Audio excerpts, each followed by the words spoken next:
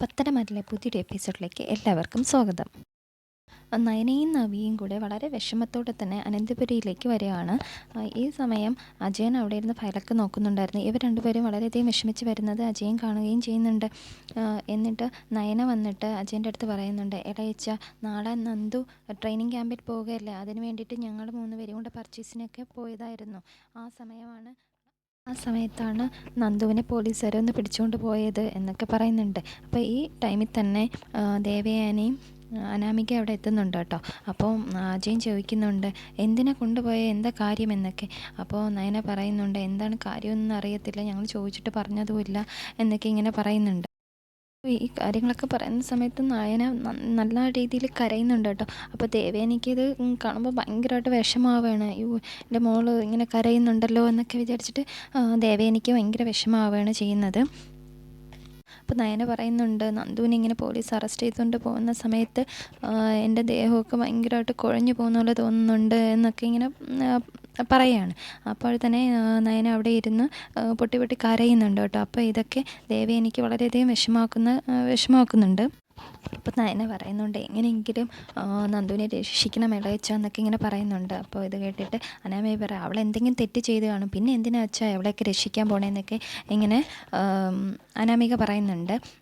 അപ്പോൾ അജയൻ പറയുന്നുണ്ട്, ഇങ്ങനെയാണോ സംസാരിക്കേണ്ടത്, നിനക്ക് വളരെയധികം സന്തോഷമായെന്നറിയാം, പക്ഷേ എന്ന് വിചാരിച്ചിട്ട് ഈ സാഹചര്യത്തിൽ ഇങ്ങനെയാണോ പറയേണ്ടത്, നിൻ്റെ മനസ്സിലുള്ളത് എന്തായാലും ഇപ്പോൾ ഇവിടെ പ്രകടിപ്പിക്കേണ്ടെന്നൊക്കെ അജയൻ ഇങ്ങനെ പറയുന്നുണ്ട് കേട്ടോ. അജയൻ പറയുന്നുണ്ട്, എന്തായാലും ഇപ്പം തന്നെ ഞാൻ ആദർശിനെയും ചേട്ടനെയും അച്ഛനെയൊക്കെ വിളിച്ച് പറയാം, അച്ഛൻ ഇവിടെ ഇല്ലാത്തതാണ് കഷ്ടമായിപ്പോയി എന്നൊക്കെ ഇങ്ങനെ പറയും. അപ്പോൾ നയന പറയും, മുത്തച്ഛനെ എന്തായാലും ഇപ്പം അറിയിക്കേണ്ട, മുത്തച്ഛൻ യാത്രയിലല്ലേ എന്നൊക്കെ ഇങ്ങനെ പറയുന്നുണ്ട്. ഈ സമയം ദേവേനിക്ക് വളരെയധികം വിഷമാവുകയാണ് കേട്ടോ. ദേവേനി മനസ്സിൽ ചിന്തിക്കുന്നുണ്ട്, അയ്യോ എൻ്റെ മോളുടെ സങ്കടം എനിക്ക് കാണാൻ കഴിയുന്നില്ല, എങ്ങനെയെങ്കിലും നന്ദുവിനെ രക്ഷിച്ചേ പറ്റത്തുള്ളൂ എന്നൊക്കെ ഇങ്ങനെ ദേവേനി മനസ്സിൽ ചിന്തിക്കുകയാണ്. അത് കഴിഞ്ഞിട്ട് അനാമിക രഹസ്യമായിട്ട് വന്നിട്ട് അവിടെ അച്ഛനെ വിളിക്കുന്നുണ്ട് കേട്ടോ. വളരെ സന്തോഷത്തോടെയാണ് സംസാരിക്കുന്നത്. അച്ഛാ ഇവിടെ നിലവിളി തുടങ്ങി എന്നൊക്കെ പറഞ്ഞിട്ട് സംസാരിക്കുന്നുണ്ട്. അവിടെ നന്ദുവിനെ പോലീസ് അറസ്റ്റ് ചെയ്തു എന്നൊക്കെ പറയുന്നുണ്ട്. അറസ്റ്റ് ചെയ്യുക മാത്രമല്ല FIR എഴുതി കാണും. അതുപോലെ തന്നെ അവളിനി ക്രിമിനലാണെന്നൊക്കെ, അവൾക്കിനി ഒരിക്കലും യൂണിഫോം ഇടാൻ പറ്റില്ല എന്നൊക്കെ അനാമികയുടെ അച്ഛൻ ഇങ്ങനെ പറയുന്നുണ്ട്. അപ്പോൾ ഇത് കേൾക്കുമ്പോൾ വളരെയധികം സന്തോഷമാവുന്നുണ്ട് അനാമികയ്ക്ക്. പറയും, ഇനി ഒരിക്കലും അവളെന്തായാലും യൂണിഫോം ഇടത്തില്ല എന്നൊക്കെ പറഞ്ഞിട്ട് അവളുടെ അച്ഛൻ പറയുന്നുണ്ട്. അപ്പോൾ പറയും, ഇനി നീ ഇവിടെ നിന്ന് കൂടുതലായിട്ട് സംസാരിക്കുന്നത് വേണ്ട, അതിൻ്റെ കാര്യമൊന്നും എന്നൊക്കെ പറഞ്ഞിട്ട് ഫോൺ വയ്ക്കുകയാണ്. ആ സമയത്തേക്കാണ് അവിടെ രേവതി വരുന്നത്. അപ്പോൾ അനാമികയുടെ അച്ഛൻ പറയുന്നുണ്ട്, അവിടെ അറസ്റ്റ് ചെയ്തു, ഇനി ഒരിക്കലും അവളെന്ത് ചെയ്യില്ല, രക്ഷപ്പെടില്ല, അവൾ പുറത്തോട്ട് ഇനി അവിടെ ഇറങ്ങിക്കഴിഞ്ഞിട്ട് അവൾ വേറെ വല്ല ജോലിക്ക് പോവേണ്ടതെന്നൊക്കെയാണ് അവർ പറയുന്നത്. അപ്പോൾ അവർ രണ്ടുപേരും ഭയങ്കര സന്തോഷത്തോടെ നിൽക്കുന്നതാണ് കാണിക്കുന്നത്. പോലീസ് സ്റ്റേഷനാണ് കേട്ടോ കാണിക്കുന്നത്. അപ്പോൾ നന്ദും SIയും കൂടെ സംസാരിച്ചുകൊണ്ടിരിക്കുന്നതാണ്.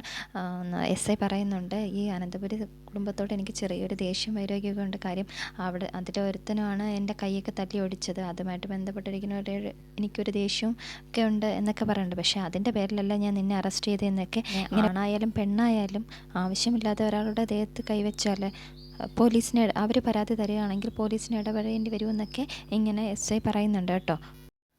സർ, അവൻ ഒരു പെൺകുട്ടിയോട് അപമര്യാദയായിട്ട് പെരുമാറുന്ന കണ്ടിട്ടാണ് ഞാൻ ഇടപെട്ടതെന്നൊക്കെ ഇങ്ങനെ നന്ദു പറയുന്നുണ്ട്. അപ്പം SI പറയുക, അങ്ങനെയാണെങ്കിൽ ഇവിടെ പോലീസൊക്കെ ഉണ്ടല്ലോ ഇടപെടാൻ എന്നൊക്കെ ഇങ്ങനെ പറയുന്നുണ്ട്. ചെറുപ്പക്കാരനും ആ പെൺകുട്ടിയും കൂടെയാണ് ഇവിടെ വന്നതും പരാതി തന്നതും. വെറുതെ പോയ ആ ചെറുപ്പക്കാരനെ നീ തല്ലിയെന്നാണ് ആ പെൺകുട്ടി തന്നെ മൊഴി തന്നിരിക്കുന്നത് എന്നൊക്കെ ഇങ്ങനെ SI പറയുന്ന സമയത്ത് നന്ദു പറയുന്നുണ്ട്, അതൊരു പരാതിയാണ്, അങ്ങനെയൊന്നും അല്ല, അവളെ ഉപദ്രവിക്കുന്ന കണ്ടിട്ടാണെന്നൊക്കെ ഇങ്ങനെ പറയുന്നുണ്ട് കേട്ടോ. അടുത്തതായിട്ട് നന്ദുവിനെ ജാമ്യത്തിലിറക്കാൻ വേണ്ടിയിട്ട് ഒരു അഡ്വക്കേറ്റ് വരുന്നുണ്ട് കേട്ടോ. ഇത് ദേവേനി പറഞ്ഞു വിട്ട അഡ്വക്കേറ്റാണ്, ദേവേനിയുടെ അങ്കിളാണ് വരുന്നത്. അപ്പം ഇവിടെ വന്ന് SIയോട്ട് സംസാരിക്കുന്നുണ്ട്. അപ്പം ജാമ്യമൊന്നും തരാൻ പറ്റത്തില്ല എന്ന് പറയുന്നത് ഇവിടെ തെളിവുണ്ട്, അതുകൊണ്ട് കോടതിയിൽ ഹാജരാക്കും, അതിനുശേഷം മാത്രമേ ഇങ്ങനെ അവിടെ നിന്ന് വേണമെങ്കിൽ ജാമ്യം എടുക്കാമെന്നൊക്കെ ഇങ്ങനെ പറയുന്നുണ്ട്. അപ്പോൾ അഡ്വക്കേറ്റ് ചോദിക്കുന്നുണ്ട്, എന്തെങ്കിലും വ്യത്യവരായി ആ കുട്ടികളുണ്ടോ എന്നൊക്കെ ഇങ്ങനെ ചോദിക്കുന്നുണ്ട്. അതിനുശേഷം അഡ്വക്കേറ്റ് തിരിച്ച് അവിടെ ഓഫീസിൽ വരുന്നുണ്ട്. അപ്പോൾ അവിടെ ദേവേനി കാത്ത് നിൽക്കുന്നുണ്ടായിരുന്നു, ഇങ്ങനെ ജാമ്യം കിട്ടിയെന്നൊക്കെ ചോദിക്കുന്നുണ്ട്. അപ്പോൾ പറയില്ല, ഇത് കിട്ടിയിട്ടില്ല എന്നൊക്കെ ഇങ്ങനെ കാര്യങ്ങളൊക്കെ പറയുന്നുണ്ട്. അവിടെ നടന്ന കാര്യങ്ങളൊക്കെ പറഞ്ഞതിന് ശേഷം ദേവേനി പറയുന്നുണ്ട്, അങ്കിൾ ഒരിക്കലും ജയേട്ടനോടോ ആരോടും ഞാനാണ് പറഞ്ഞു വിട്ടതെന്ന് പറയരുത്, എങ്ങനെയെങ്കിലും നന്ദുവിനെ രക്ഷിച്ചേ പറ്റത്തുള്ളൂ എന്നൊക്കെ പറയുന്നത്. ഒരു കള്ളക്കേസാണ്, അവൾ ട്രെയിനിങ് ക്യാമ്പിൽ പോവാതിരിക്കാൻ വേണ്ടി ആരോ മനഃപൂർവ്വം ഉണ്ടാക്കിയ കേസാണെന്നൊക്കെ ഇങ്ങനെ പറയുന്നുണ്ട്. അപ്പോൾ ഇതൊക്കെ പറഞ്ഞിട്ട് ദേവേനി പോവേണം കേട്ടോ. അടുത്തായിട്ട് അനന്തപുരിയാണ് കാണിക്കുന്നത്. നവ്യ നയനയോട് വളരെയധികം ടെൻഷൻ അടിച്ചിരിക്കുകയാണ്. അപ്പോൾ അവിടേക്ക് ആദർശ് വരുന്ന നവ്യ കാണുന്നുണ്ട്. അപ്പോൾ പറയുന്നുണ്ട് അതാ ആദർശേട്ടൻ വരുന്നുണ്ട് എന്ന്. അപ്പം നയനയും നവ്യയോട് ഓടിച്ചെന്ന് ചോദിക്കുന്നുണ്ട് എന്തായി ആദർശേട്ടാന്ന്. അപ്പോൾ ആദർശ് പറയുന്നുണ്ട് ജാമ്യം കിട്ടാൻ പ്രയാസമാണെന്നൊക്കെ.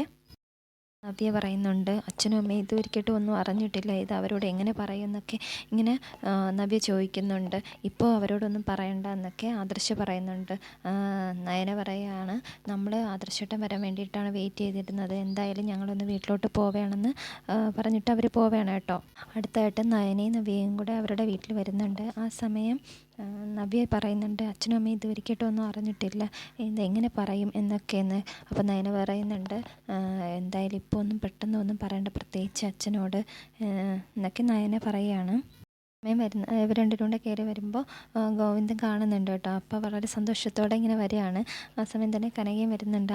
നിങ്ങൾ വന്നോ എന്നൊക്കെ ചോദിച്ചിട്ട് ഭയങ്കര ഹാപ്പി. അപ്പോൾ എന്നോട് നവിയോടും ചോദിക്കുന്നുണ്ട് കേട്ടോ നാളെ ക്യാമ്പിലേക്ക് പോകേണ്ട അവളവിടെ പോയി എന്നൊക്കെ. അപ്പോഴത്തേക്കും പറയുന്നുണ്ട് അവിടെ ഇനി പോയാൽ കുറച്ച് ദിവസം കഴിഞ്ഞിട്ടല്ലേ വരാൻ പറ്റത്തുള്ളൂ, അതുകൊണ്ട് അവിടെ ഫ്രണ്ട്സിനെയൊക്കെ കാണാൻ പോയെന്ന് നയന പറയുന്നുണ്ട് കേട്ടോ.